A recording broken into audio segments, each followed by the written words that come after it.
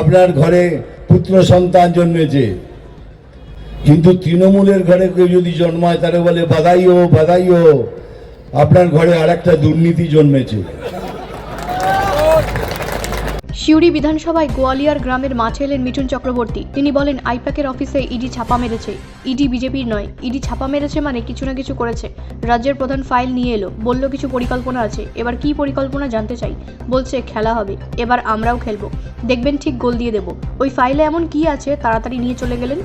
অভারতীয় আছে, বাংলায় ঢুকে পড়ুক উনি চান, কিন্তু পশ্চিমবাংলা করে দেওয়া যাবে না।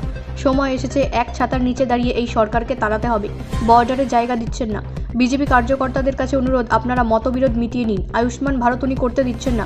কমিউনিস্ট, হিন্দু, কংগ্রেস, তৃণমূল, হিন্দুরা আসুন একসাথে এই সরকারকে তাড়াই। প্রধানমন্ত্রী ও মুখ্যমন্ত্রীর মধ্যে কোনো জোট নেই, মিল নেই, শুধু গুলিয়ে দিচ্ছে। ওরা যেমন ব্যবহার করবে তেমন ব্যবহার ফিরিয়ে দিন। তৃণমূলের ঘরে কেউ জন্মালে সবাই বলে বাধাই হোক, আর একটা দুর্নীতি জন্মেছে। একটা রিল দেখলাম, বলছে আরএসএস করবেন না। আরে সনাতনীরা জেগে উঠেছে। এইসব পুরনো কথা বলতে চাই না। এ বালি কয়লা কার কত সিন্ডিকেট, কে কি করছে, এগুলো আমি বলতেই চাই না। এসব পুরনো কথা, এটা আপনারা জানেন। কিন্তু একটা কথা নিশ্চয়ই বলবো, আমাদের ঘরে যদি কোনো ছেলে জন্মগ্রহণ করে, আমরা কি বলি? আরে মশাই বাধাই হো বাধাই হো, আপনার ঘরে পুত্র সন্তান জন্মেছে। কিন্তু তৃণমূলের ঘরে কেউ যদি জন্মায় তারে বলে বাধাইও বাধাইও, আপনার ঘরে আরেকটা দুর্নীতি জন্মেছে।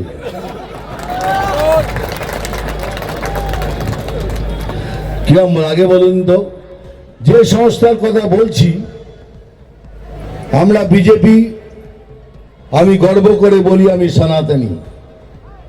ফকর সে কাহো আম সনাতনী হ্যায়। সনাতনীদের পিঠ থেকে গেলে সে কিন্তু ডেঞ্জারাস হয়ে যাবে। তাই সবাইকে বলি, আমাদের পিঠ ঠেকতে দেবেন না দেওয়ালে। অনেক হয়ে গেছে, ইলেকশন হোক, যে ফেয়ার যে ইলেকশনে জিতবে সে জিতে গেল। কিন্তু তার জন্য মারামারি এইসব জিনিসের দরকার নেই। কিন্তু তবুও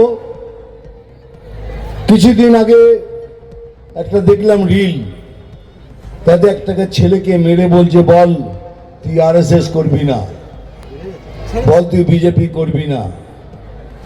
এগুলো কি ভয় দেখাচ্ছেন? কতজনকে দেখাবেন? এখন তো জেগে উঠেছে সনাতনী।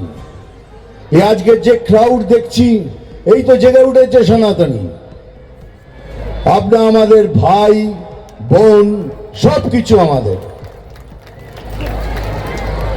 যাই হোক, অনেক কথা বললাম, মনে রাখবেন সময় এসছে, ভুলে যাবেন না ওদের অনেক জায়গা আছে থাকার।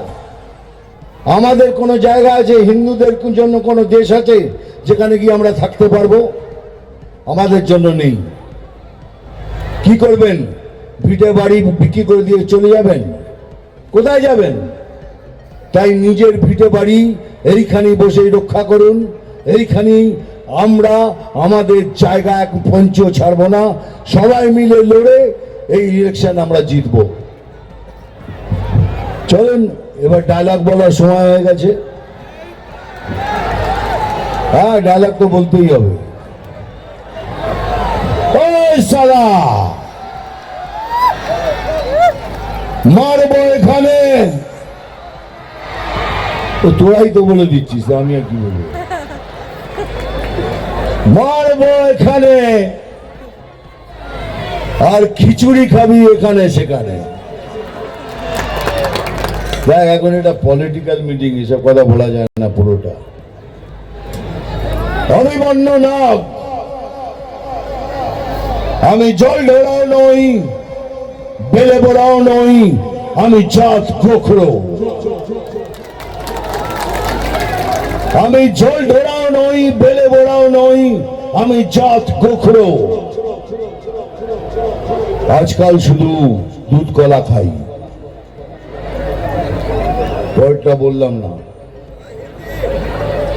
নাম তুফান, বছর এক আধবার আসি। যখন আসি তখন প্রলয় ঘটে, আর যখন যাই, যারা নিজেকে ভগবান মনে করে তারা নিজের অস্তিত্ব খুঁজে বেড়ায়। জয় হিন্দ, বন্দে মাতরম। ভালো থাকবেন। ব্যুরো রিপোর্ট, রাষ্ট্রীয় প্রসার বাংলা।